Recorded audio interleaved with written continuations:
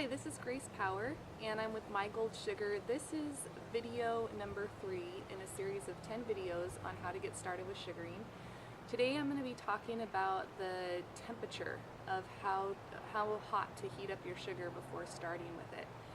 So, before I even get into the different temperatures, I will say that you can a lot of times use the sugar without heating it up at all, especially the medium to medium soft to soft sugars. They're going to be soft enough you can usually get your hand into the jar and kind of pull out a little piece to start with.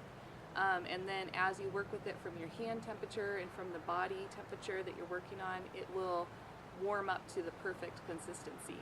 So that is an option if you don't have a way to heat it up, or you don't have the time to heat it up, or whatever the situation might be. And if you're in a more humid environment, I've traveled quite a bit over the last few years, and I've noticed, like in Florida and in Texas, my sugar would be softer already just because of the humidity. So in those cases, it was easier to grab a piece of sugar out.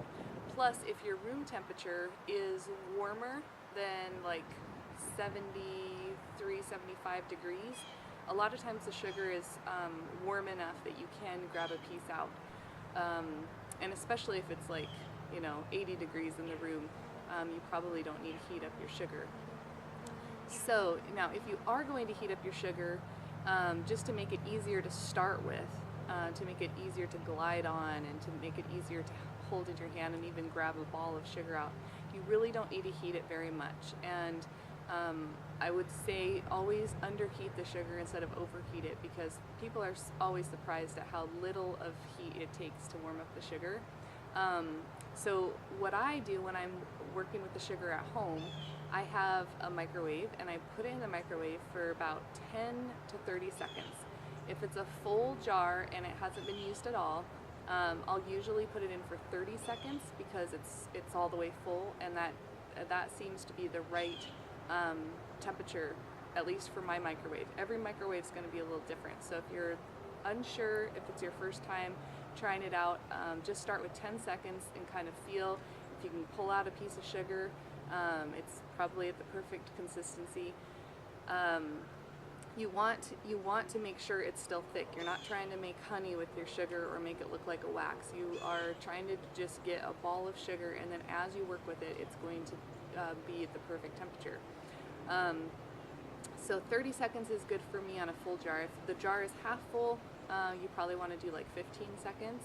And of course, if you're getting to the bottom of your jar and you just have a little bit in there, even 5 to 7 seconds might be enough just to soften it up to grab out that piece of sugar at the bottom. So some things to keep in mind when heating your sugar.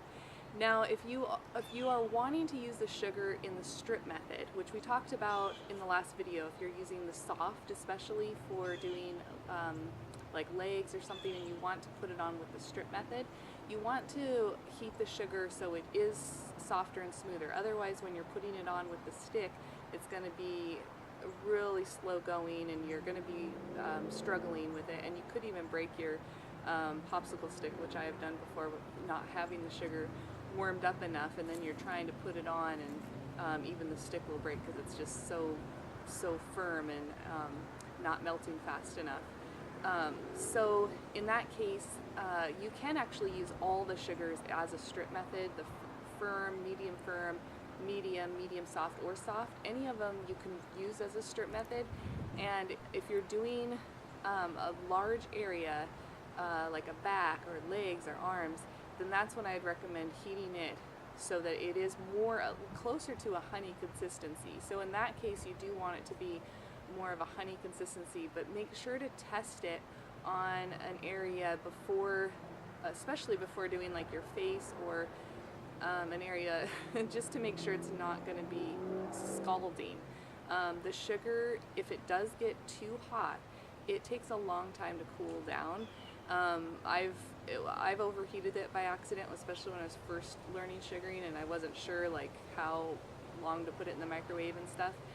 So I would put it in the freezer and let it cool down, because otherwise, if you just sit it out on the counter, it's going to take a long time to cool down. It's just it gets really hot and it holds its heat for a long, long time. Now the good thing about that is that if you do heat it up for, like, let's say you do it for 30 seconds in the microwave, you get a ball of sugar and you're using it, and 5-10 minutes goes by, you're ready to throw that ball away and get a fresh ball. The sugar should still be warm enough and perfect temperature to grab out the next ball. It usually stays, I would say it stays at a good temperature. It holds its heat for about a half hour, so at least 20 minutes. So usually that's long enough to do whatever area you're doing. If you are doing, like, big areas or something, you might have to reheat the sugar a little bit. And if you are doing the strip method, where you want it to be that honey consistency, then you probably do need to just zap it a little bit more about every 15 minutes or so, just to kind of get it back to that honey consistency, or maybe at least every 20 minutes. So hopefully that answers all the questions you may have about the temperature of sugar. That is a very common question we get from people when they're first starting, like, how hot do I heat it? How do I heat it? If that doesn't answer your questions and you still are wondering about anything specific that I may have left out, be sure to get a hold of us. You can contact us on our phone number, or contact us through our email, mypinkwink1@gmail.com, or just go to the website, mygoldsugar.com. There's a contact us form there, and you can fill it out, send in your questions, and we'll get back to you in at least 2 to 3 days. We're usually pretty good about answering those questions. So stay tuned for the next video. This will be our 4th video coming up, and I'm going to be talking about how to hold the sugar so you have the most control of the sugar. See you in the next video.